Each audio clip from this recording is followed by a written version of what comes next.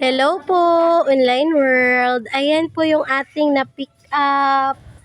Maraming salamat po sa ating kapatid sa iglesia na nagbenta po sa amin nito. Highly appreciated po. Biyaya po kayo sa amin. So, sa carton po natin, ang kilo po ay 4 pesos per kilo po. Ayan. Dito po sa mga plastic, 3 pesos per kilo po. Ayan po. So, kararating lang po ni tatay kaya hindi pa po na ibaba.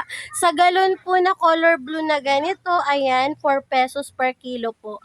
Yung styro po, hindi po siya kasali sa kalakal kasi reject po siya.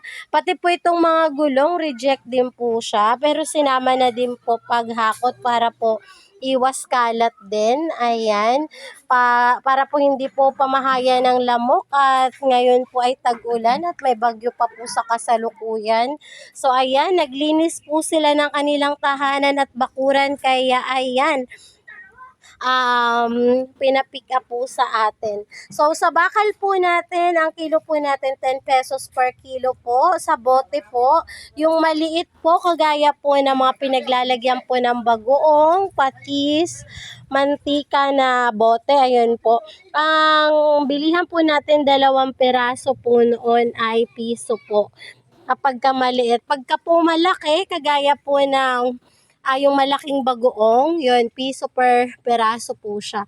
So, ayan, flex ko lang po yung aming na-pick up, yung aming hanap buhay. So, baka meron po kayo, just message me po.